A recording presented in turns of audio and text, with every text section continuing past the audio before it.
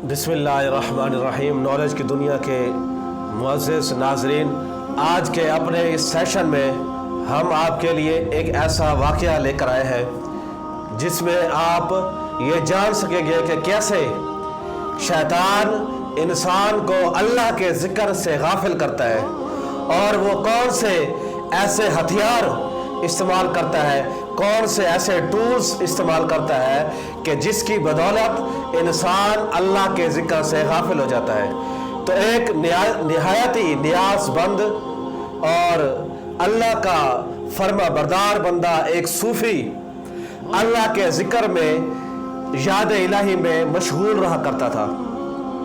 हत्ता कि एक दिन उसके इस पुरखुलूस ज़िक्र की बदौलत उसके लब शिरी हो गए।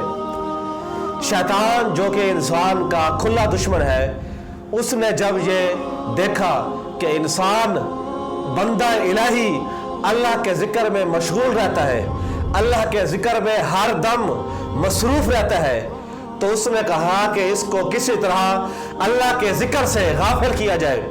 चुनाचे वो उस बंदे के पास आया और उसे वसवसे में मुब्तला कर दिया। कहता है कि तू ज़िक्र इलाही कर रहा है, तू अल्लाह अल्लाह करता रहता है, जबकि अल्लाह की तरफ से तुझे एक बार भी लब्बैक की आवाज़ नहीं आई और ना ही कभी अल्लाह की तरफ से तुम्हें कोई जवाब मिलता है।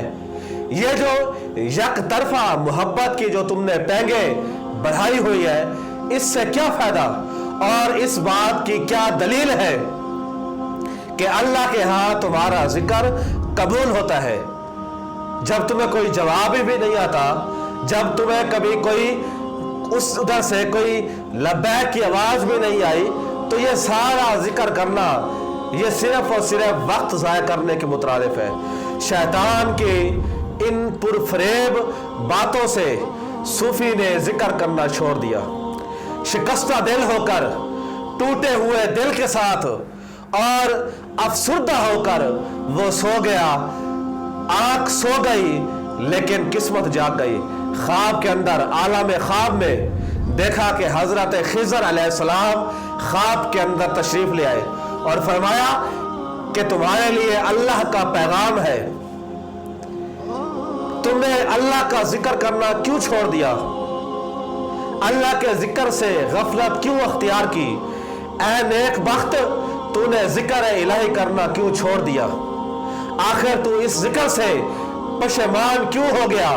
उसने कहा कि बारगाह इलाही से मुझे कोई जवाब ही नहीं मिलता, इतने अरसे से मैं अल्लाह का ज़िक्र कर रहा हूँ, अल्लाह के नाम की माला जप रहा हूँ, अल्लाह के नाम की तस्बीह मैं पढ़ रहा हूँ, आज तक मेरा ज़िक्र कबूल ही नहीं हुआ। हज़रत खिज़र ने फरमाया कि तुम्हारे लिए अल्लाह ने पैगाम भेजा है कि तुम्हारा अल्लाह के ज़िक्र में मशगूल होना यही दरअसल अल्लाह के हाँ तुम्हारा ज़िक्र मकबूल होने की दलील है। और दूसरा, तुम्हारा पहली मर्तबा अल्लाह करना कबूल होता है, तभी तुम्हें दूसरी मर्तबा अल्लाह अल्लाह कहने की तौफीक मिलती है।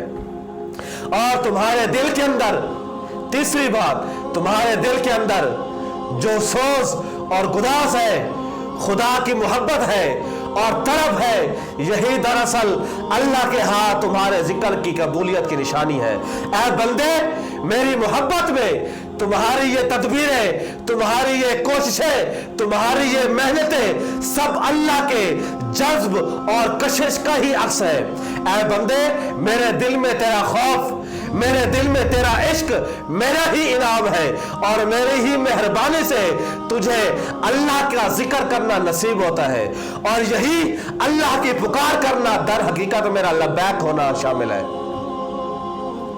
तुम्हारे ज़िक्र की कबूलियत की निशानी यही है कि तुम्हारा ज़िक्र हक में मशगूल होना अल्लाह के यहाँ मकबूल है। जाने जाहिल जी दुआ जुज दूर नेस्त, जान के या रब गुफ्तश दस्तूर नेस्त। एक जाहिल और गाफिल ज़िक्र हक और दुआ मांगने की तौफीक से महरूम रहता है। अल्लाह के ज़िक्र का अजर खुद उसके ज़िक्र में ही पोशीदा है। अल्लाह अपने जिक्र की और याद की तौफीक उसी को अता फरमाता है कि जिससे अल्लाह की ज़ात खुश होती है, और यही उसकी कबूलियत की दलील है। तो आज के दर्स से यह साबित हुआ, हमें यह दर्स से हयात मिलता है कि नेकी करने की तौफीक महज अल्लाह के करम और उसके फजल से है। अगर अल्लाह न चाहे तो इंसान एक नेकी भी नहीं कर सकता। और दूसरा दर्स हयात यह है कि शैतान इंसान का खुला दुश्मन है। शैतान हर दम ये कोशिश करता है कि किसी तरह से इंसान अल्लाह के जिक्र से बाज आ जाए, अल्लाह के जिक्र से गाफिल हो जाए। इसके लिए वो मुख्तलिफ तदाबीर इस्तेमाल करता है, मुख्तलिफ वो हथियार का इस्तेमाल करता है।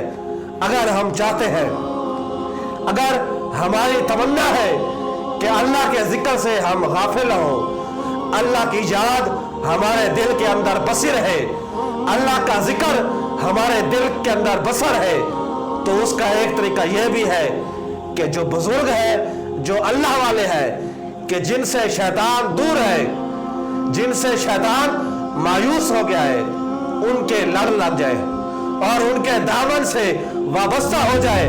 जब हम उनके दामन से वाबस्ता होंगे तो वो जिनसे शैतान मायूस है, जब हम उनके दामन में आ जाएंगे तो अल्लाह के करम और रहमत की बारिश जो उनके ऊपर हो रही है उसका हिस्सा हमें भी अता हो जाएगा। और इस तरह हम शैतान के मुख्तलिफ जालों और उसके मुख्तलिफ फरेबों से बच जाएंगे।